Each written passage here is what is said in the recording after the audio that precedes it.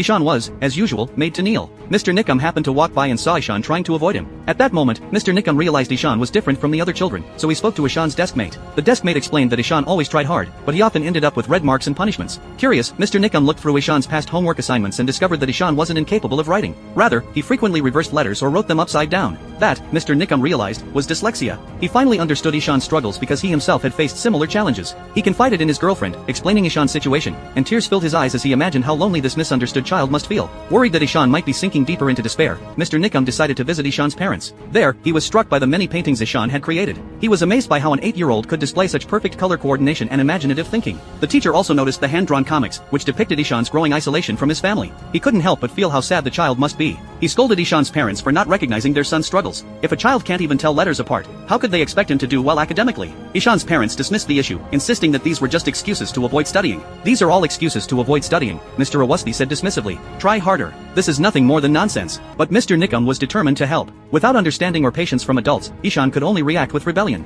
Sadly, he gave up on his paintings. One night, Ishan's mother watched his childhood videos, wiping away her tears with a deep sense of guilt. Mr. Nikam brought Ishan's hand-drawn comics to school the next day. Ishan was surprised, but said nothing. Then, the teacher began sharing the story of a brilliant boy with the class. This boy couldn't read or write and felt anxious whenever he saw words. Letters seemed to dance before his eyes, tormenting him. No one understood his pain, yet he kept pushing forward. One day, this boy's theory changed the world. That boy, Mr. Nikam explained, was none other than Albert Einstein. He also mentioned that great minds like Da Vinci and Picasso had struggled with dyslexia. For the first time, Ishan understood that renowned scientists had faced the same challenges he did. Mr. Nikam then wrote his name backward and showed the class how it looked in the mirror. This, he explained, was how Ishan saw words. He then asked Ishan to turn on the light and playfully asked the class, who invented the light bulb? I know, Ishan exclaimed, raising his hand for the first time. Thomas Edison, he answered confidently. Very good, Ishan. Mr. Nikam praised him. A smile appeared on Ishan's face for the first time in a long while. After class, Mr. Nikam pulled Ishan aside for a private conversation. He told him that there was one more person who had struggled with the same issue but wasn't famous yet, Ishan himself. Due to copyright restrictions, this movie can only take you this far. The name of this movie is Stars on Earth.